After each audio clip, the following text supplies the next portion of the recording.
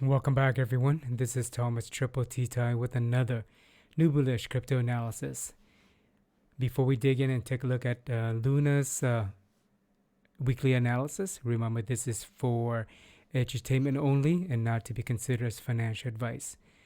Additionally, when you feel value has been added or if you want to help out spread my analysis, simple to understand analysis to other people, please smash the like, ring my bell, hit subscribe if you haven't, so that it can help the YouTube algorithm send it out to others, especially newbies. All right, let's dig into Luna's news and then we'll dive into the analysis. We got two news items this week, and this one's kind of an older one. I'm not sure if I've covered this, but I wanted to make sure I did, so I'm gonna, just in case. This one's from the Daily Hodl. It's titled "Crypto Analysis: Who Accurately Called 2018 Bitcoin Bottom Predicts Massive Correction for Ethereum Competitor Terra Luna." Basically, what this analysis is saying is that currently Luna is following the what is it called, that Elliott wave, and this person is predicting about 50% or so drop in Luna, so that would take it back below its bottom here. It's this level right in here. Let me see if I can zoom this in for you.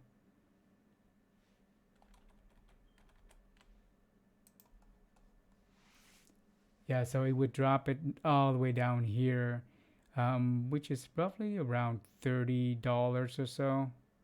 And the lowest that I got Luna in recent time was $43, and some of you were able to get that when I shared that entry level. So I think 40, 50, and 43 is reasonable, but I think in the 30s might be a bit more challenging. It's possible, but I wanted to share this. Feel free to check it out for yourself.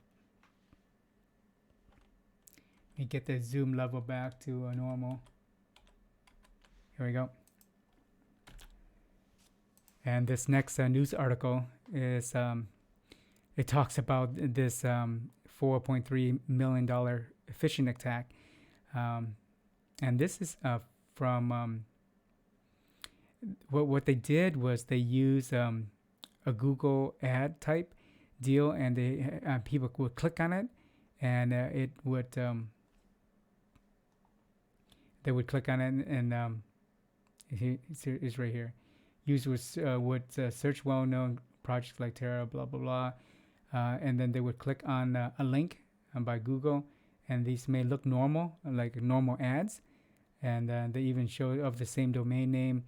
So it's a phishing scam. So they would click on it, and they would end up transferring their Luna to these hackers or criminals.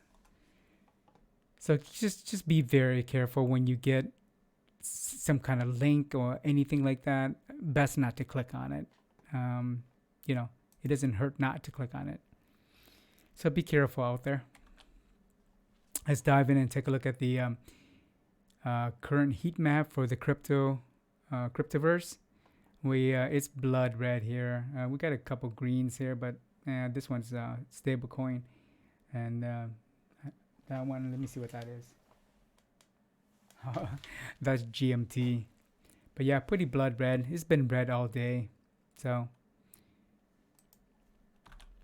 let's go to the crypto market cap here.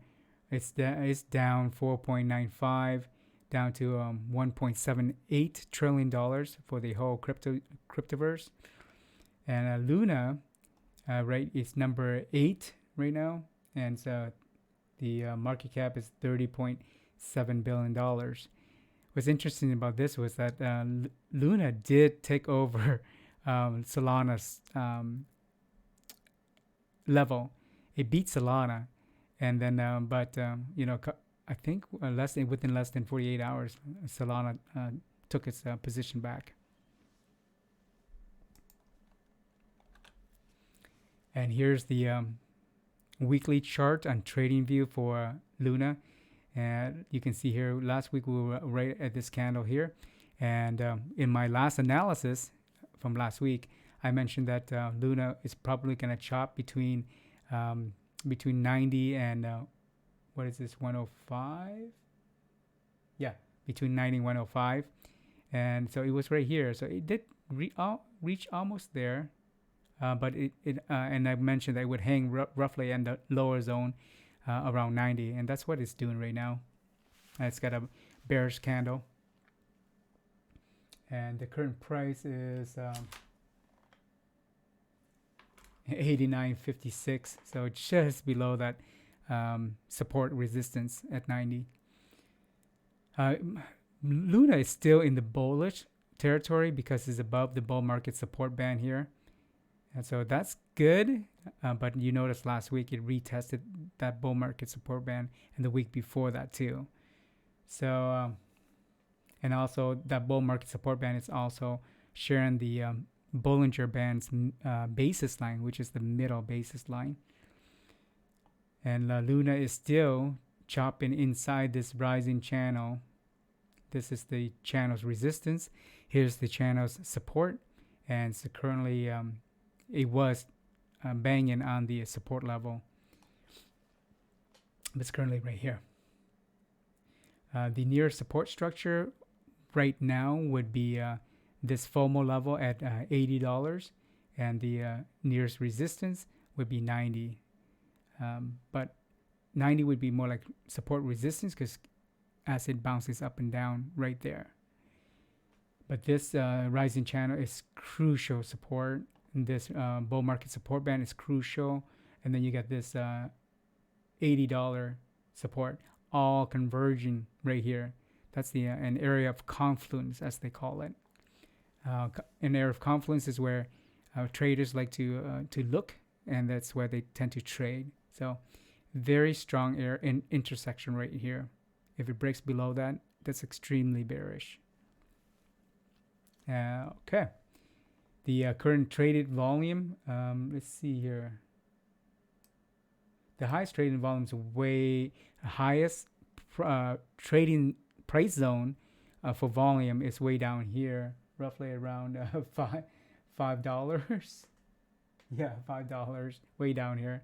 So this current level up here is very minimal as far as trading volume for the price level. It's right around here. The daily volume is continue to be below the trading average, and the moving average is also descending. So it's about just above a third. And look at the trading daily volume here. Just not a lot at all. Let's go down and take a look at the KDJ, the white J line of the KDJ. It's stair stepping down below the blue K and the red D lines. It's the white line's currently registering at 39, and I gave that a bear. Notice that 39 is somewhat on the lower half of the middle range. The bottom of the range is right here, and it starts at around 20. At 20, the top of the range starts at 80 and goes up. So it's in the middle, but in the bottom, towards the bottom half of the middle. For the white MACD line, it's it's moving. It moved down just below the red signal line and then just kind of hovering right underneath it.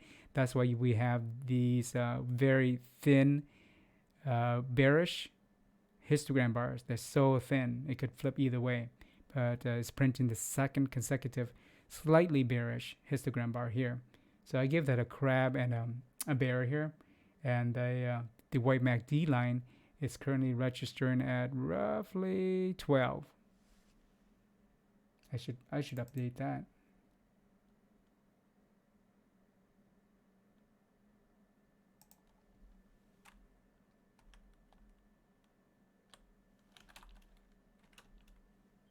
There we go.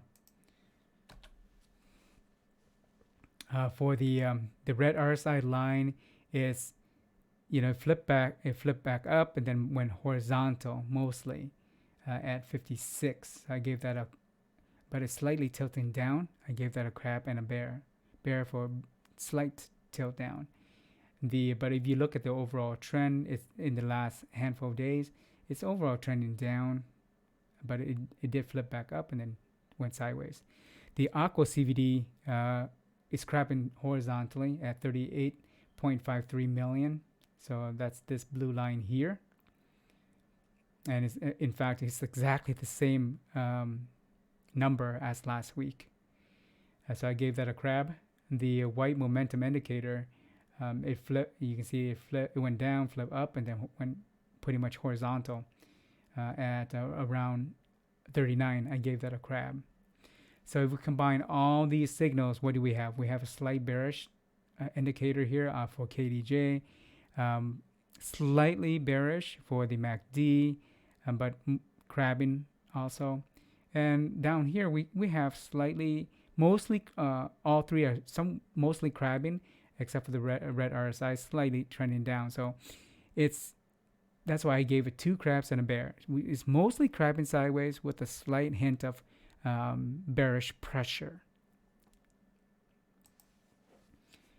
That's what we got here. So that's the summary would be Luna is likely to repeat last week's pattern and chop between the 80 support and the 90 resistance. So 80 is right on this green line, 90 is this red line, chopping between there. Because of the signal is so weak, it's more than likely that it's gonna stay at the top of this range. But it could copy the previous 2 weeks movement, depending on the macro environment. But for sure, if it breaks below this area of confluence for support here, it's going to be very bearish. It has not done that. It tried. So let's go to the next chart for total value locked. Terra Luna is currently at still number 2. And for the 7-day, it's up 0.86. And the 1 month change is up 8.33%. Total TVL is 29.1. Market cap to TVL ratio is 1.04. Make it 1.05. The lower, the better, and that's a decent number. Let's see what else. Oh yeah, I didn't show it on here, but I should also let you know that the market cap for UST, which is the Luna's Luna stablecoin, it's at 12. Let me see here. No, it's at number 12. UST market cap is number 12 on the overall market cap ranking, and it's currently at $18.4 billion, and that's down 0.13% on a 7-day range. As far as the ranking within stablecoin, it's currently ranked at number 3. The UST is ranked number 3 among stablecoins.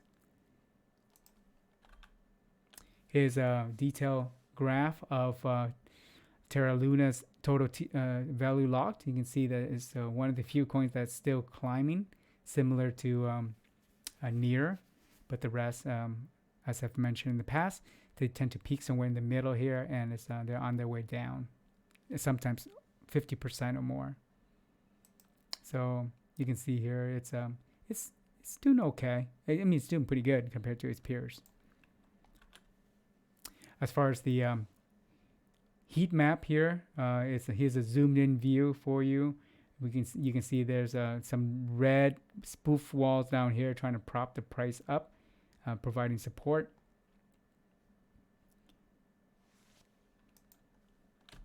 Let's go to a zoomed out view so we can take a look at the big sell walls on top and big buy walls on the bottom. You can see there's a big sell wall at 120, a smaller one at 100, and a little bit of shades down below that at roughly around 96, 97. And then down below, there's another one just above here at around 90. You see that bar right there? And then down below we have a buy wall at 80, and a really big one at 65. But you can see some shades in between. And we got the CVD, cumulative volume delta here. It describes aggressive buys and aggressive sells, and those are market buys and market sells, where people are just selling at market price versus setting a limit on their buy or sell orders. So the redness shows more aggressive sells here, and looking at the meter, it's almost maxed out.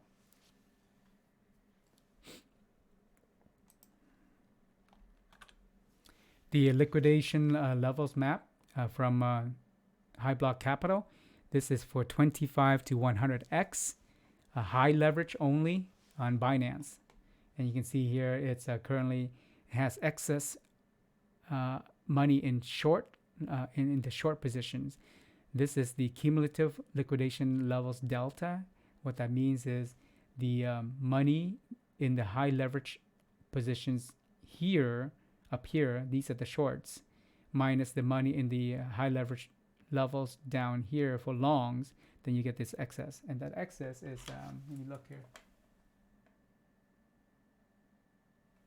roughly 83 million, I think. It's so tiny. Yeah, so 83 million.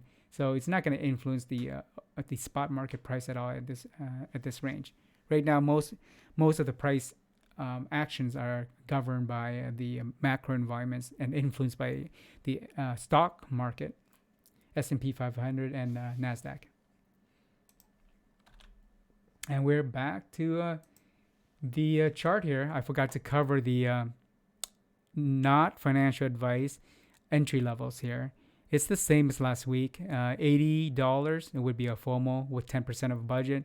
$70 would be 15%. $60 this would be the sweet spot at 40%, and $50 25%. $43 $43 is 10%. And if you you can adjust that down depending on how the market adjusts by shifting the percentage.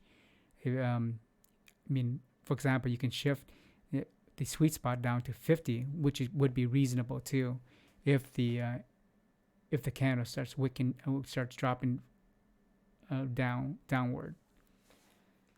And that is it for me. I don't know how many videos I did today, probably like 5. So it's late. I think it's past midnight in the Pacific coast here in America. So I should get some sleep for jury duty tomorrow. And with that, thank you for smashing the like, ring my bell, hit subscribe to help the YouTube algorithm, and then spread my analysis out for others to help others. This is really about helping others. So please leave a comment in the comment section or on Twitter. Appreciate it. I'll see you hopefully tomorrow if I don't stay and for jury duty all day. So peace. Good night.